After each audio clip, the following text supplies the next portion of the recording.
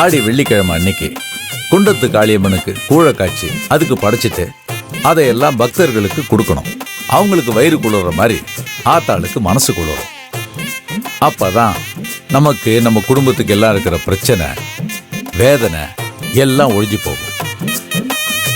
அந்த அளவுக்கு நல்லபடியாகவும் சிறப்பாகவும் இந்த நிகழ்ச்சி நடக்கணும். அதான் மனசு கடந்து அடிச்சுக்குது. சண்முகம், நீ நினைக்கிறது நல்லபடியா நடக்கும்பா. இன்னைக்கு இந்த கூழ காய்ச்சி ஊத்துற விசேஷம் எப்படி சிறப்பா நடக்க போகுதுன்னு நீ பாத்துக்கிட்டே இரு.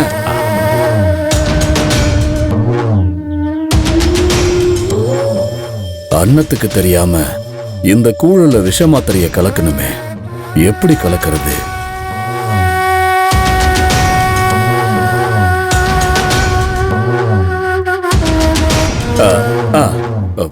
ஏமா சுகாசினி, அவங்க 3 பேரும் கூழ காய்ச்சறதுக்கு கஷ்டப்பட்டு இருக்காங்கல்ல, நீ போய் கூட மாட உதவி பண்ணலாம்ல. போ போமா. சரிப்பா. சுடரே 2 விறகு எடுத்துட்டு வா போ. சரிங்க. இருங்க இருங்க, நான் எடுத்து கொடுக்கறேன். வாப்பா, நாமளும் போவோம். என்ன இவ போற? வருவாங்க வருவாங்க, விறகு எடுத்துக்கிட்டு வருவாங்க. கொஞ்ச நேரத்துல நல்லா எரியுங்க. அண்ணா விறகு வாங்க. கொடுங்க. ஐயோ ஐயா, நீங்க எதுக்கு இதெல்லாம் எடுத்துட்டு வரீங்க? என்னம்மா அண்ணா, நம்ம குண்டத்து காளியம்மனுக்கு காய்ச்சற கூழுக்கு நான் விறகு எடுத்துட்டு வந்து வைக்க கூடாதா? அப்படி இல்லங்கய்யா, உங்களுக்கு எதுக்கு கஷ்டம்னு கேட்டேன். நம்ம அம்மனுக்கு பண்றதுல என்னமா கஷ்டம்? இரு, நானே விறகு வைக்கிறேன். நானே வைக்கிறேன். ஐயா கூலி கொடுங்க.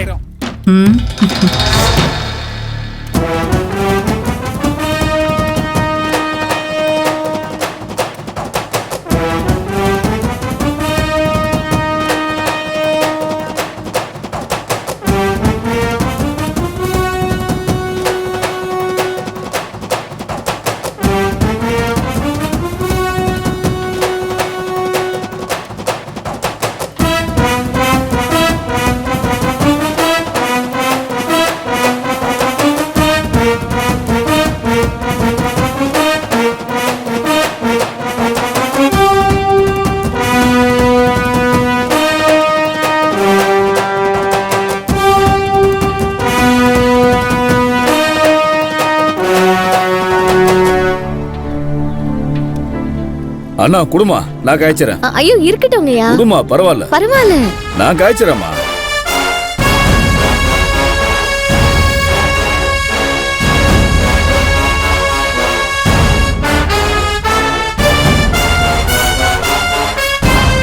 சுடரிங்க வாயா. சொல்லுண்ணா. பாரு, அந்த கட்டையெல்லாம் நல்லா உள்ள வச்சாதான் புகை தள்ளாது. என்ன அழகுல வச்சிருக்கிற பாரு நீ.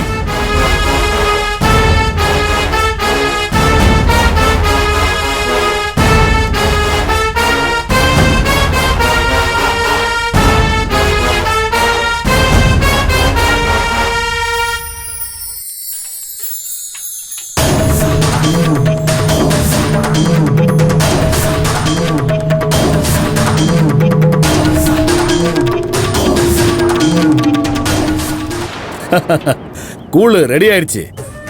சாமி கும்பிட்டுக்கலாம். குண்டத்து காளியாத்தா,